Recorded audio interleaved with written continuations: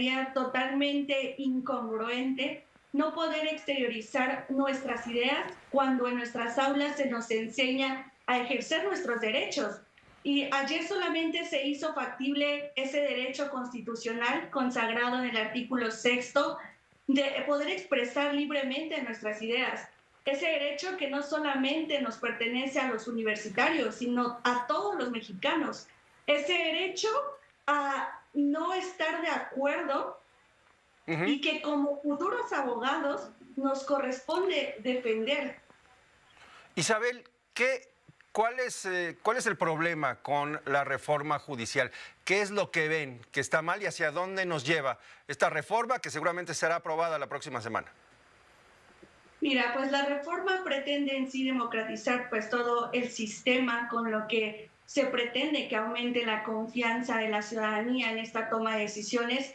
Sin embargo, también en ese sentido es criticable el hecho de que se vulneren todos los principios y los ejes rectores de cualquier democracia. Y sí, toda administración tiene tanto aciertos como errores, pero el día de hoy nosotros como jóvenes y como futuros abogados, futuros funcionarios, futuros jueces, estamos preocupados porque no lo estamos viendo solamente como algo transitorio, sino algo que sí o sí va a pasar, y por ello es que expresamos nuestros ideales porque nos afectará en un futuro.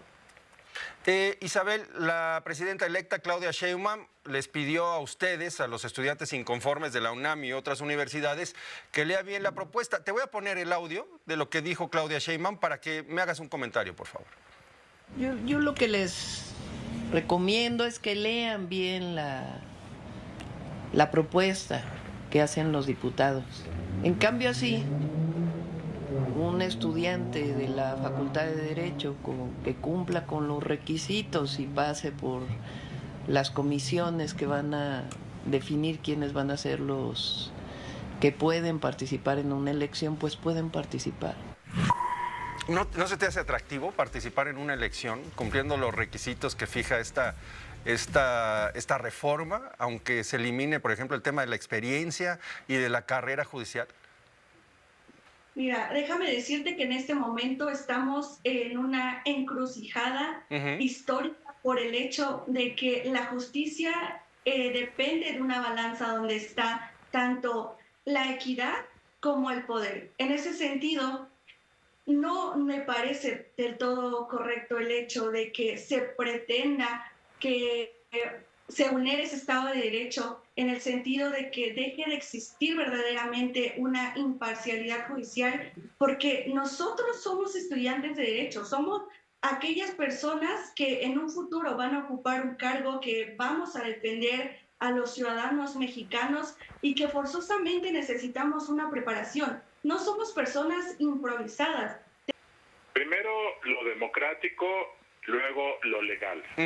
Lo democrático no es representativo ni en México ni en ningún país del mundo que de 54% de la votación pases a 73% de los diputados. Esos 19 puntos de diferencia son una distorsión que limita la representatividad de la República, tal como lo pide el artículo 40 de la Constitución. Creo que en eso nadie se opondrá a que esto es una distorsión desde el punto de vista democrático y que por lo tanto se debe corregir la legislación para evitar que esto vuelva a ocurrir. Creo que en esto tiros, troyanos, verdes, amarillos, rojos estarán de acuerdo. La segunda discusión es si la ley como está daba lugar a una interpretación. Y desde mi perspectiva sí era necesario una interpretación para proteger los principios de la Constitución que pugnan porque hay una república representativa, para que el partido grande, que antes era el PRI y es Morena, tenga que negociar y ser incluyente en sus modificaciones constitucionales y para tener voces de los mayoritarios y voces de los minoritarios. Y creo que el Tribunal Electoral sí pudo haber interpretado, lo ha hecho en el pasado, lo pudo haber hecho esto, y creo que eso hubiera sido lo mejor. Oye, Por eso Morena Dime. Sí, la magistrada al respecto, la magistrada presidenta del tribunal ha mencionado hoy en varias entrevistas que simplemente aplicaron el mismo criterio que en ocasiones anteriores. ¿Esto es falso?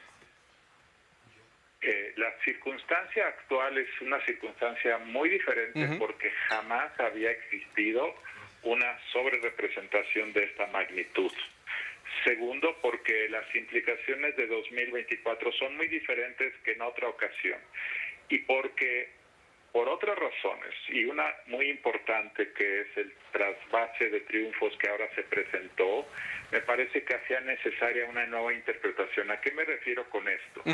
Que Morena utilizó la figura de la coalición para inflar su tamaño. Las coaliciones primitivos se diseñaron en los años 90 con el propósito de que los pequeños dieran con el grandote, con el PRI, que pudiera sumar fuerzas. Y dos, la figura de los plurinominales se gestó para compensar a los pequeños.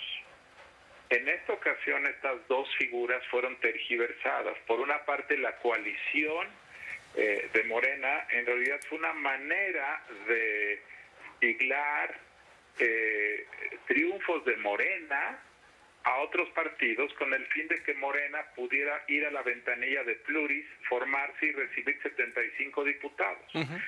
Dicho de otra manera, si todos los triunfos que efectivamente obtuvo Morena, al margen de que hayan sido siglados otros partidos, los que obtuvo Morena son tantos que en realidad sus diputaciones plurinominales debieron ser menos, porque reitero, la figura de los plurinominales es una figura para compensar a los pequeños, no para inflar al grandote. En efecto, Primitivo, para este año, hay que decir que Banco de México ya va teniendo la información, sobre todo los meses que ya han pasado, ya tenemos información muy clara a junio, ya tenemos información a julio, y vimos durante estos 6-7 meses del año, pues que la actividad económica nomás no repuntó o no se aceleró como nos hubiera gustado, y pues Banco de México no tiene muchas opciones más que ir recortando las expectativas y las ajusta de 2.4 a 1.5. O sea, el recorte es muy importante. Ese recorte implica miles de millones de pesos, que por supuesto esto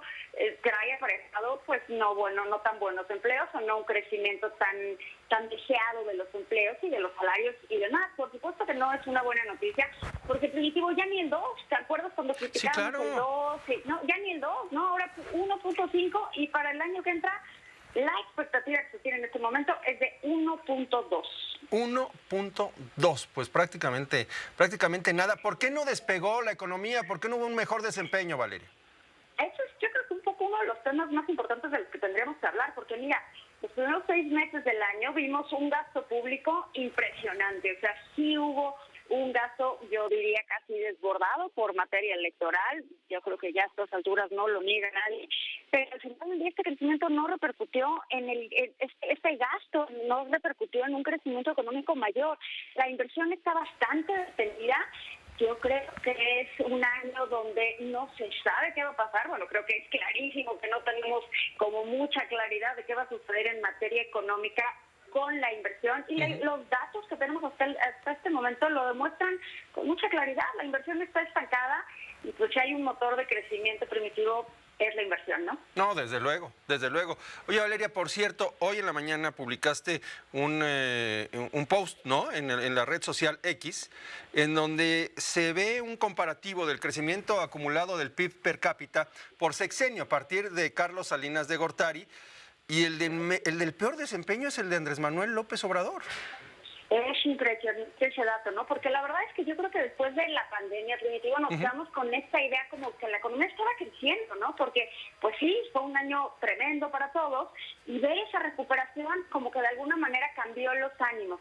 Pero a la hora que hacemos los números, y son series oficiales, son los datos publicados evidentemente por el INEGI, por CONAPO, y lo único que hago, Primitivo, es tomar la producción y dividirla entre la población. Yo creo que analizar esto que está ocurriendo ahora amerita contextualizarlo en el inicio de este gobierno, o incluso en los momentos previos al inicio de este gobierno, cuando Andrés Manuel López Obrador nos dijo que él se proponía llevar a México a la cuarta transformación.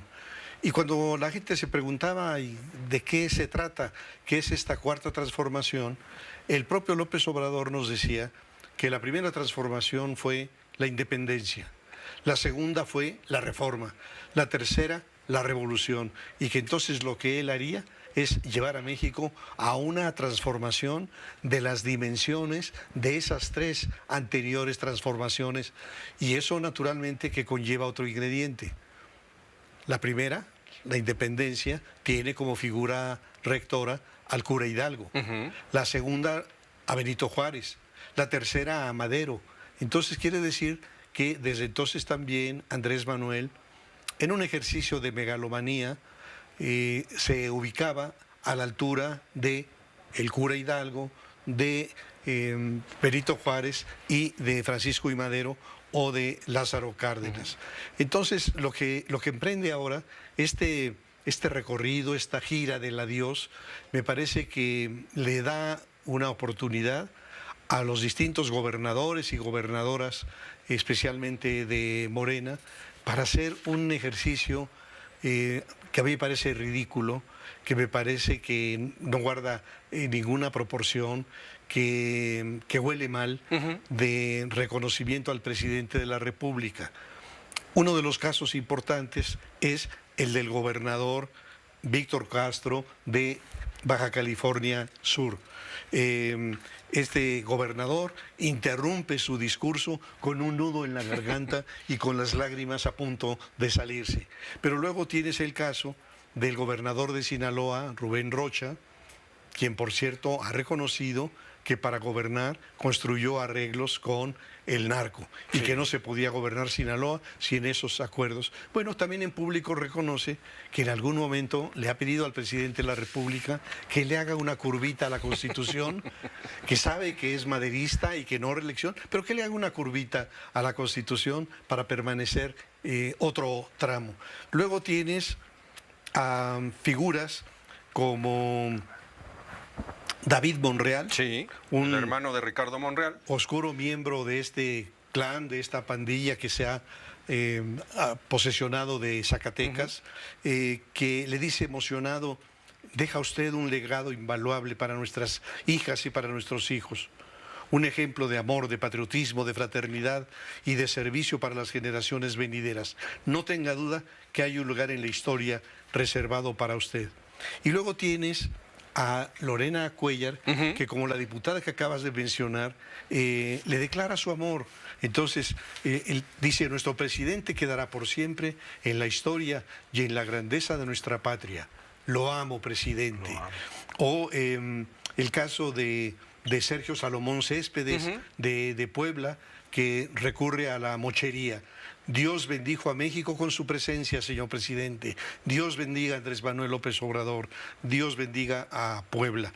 Y quizá es difícil superar la desolación de Laida Sansores, la gobernadora de Campeche, que le dice: nunca había llegado a sentirte tan cerca, tan hermano, tan humano, tan visionario.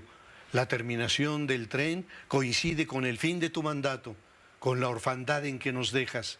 Pero ¿qué quieres, hermano Andrés? Duele hondo.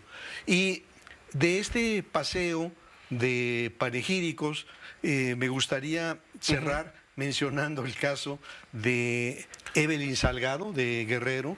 También José... otra heredera, como David Monreal. Sí. ¿No? Y de una familia con enormes cuestionamientos. Y José Ricardo Gallardo, de San Luis Potosí, que no se miden. Dicen que Andrés Manuel ha sido el mejor presidente de la historia. Y yo me pregunto, ¿tendrán idea de lo que significó Benito Juárez?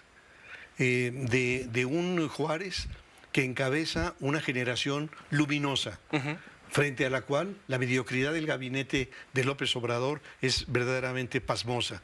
Pero no solo eso, es el Juárez de las leyes de reforma, de la construcción de un nuevo Estado. Es el Juárez que encabeza la lucha en contra de la intervención francesa y el intento de imponer a Maximiliano como emperador de los mexicanos. Entonces, ese no figura para estos gobernadores lamezuelas, no figura tampoco Madero, este hombre que tuvo la valentía para convocar una revolución, para derrocar al dictador, a Porfirio Díaz, y una vez en la presidencia ejerció una presidencia democrática, respetuosa de los medios de comunicación, que abusaron, por cierto, de todo esto, y que es un mártir de la democracia. O se desentiende de una figura como Lázaro Cárdenas, de los grandes repartos agrarios, de la cercanía con el pueblo, de la política exterior dignísima, de la recepción a los niños de Morelia y el apoyo a la guerra, a los republicanos de la Guerra Civil Española y al expropiador del petróleo. Entonces resulta que todo esto es pequeño, es marginal, porque López Obrador es el gran presidente, el mejor en la historia de México. Oye,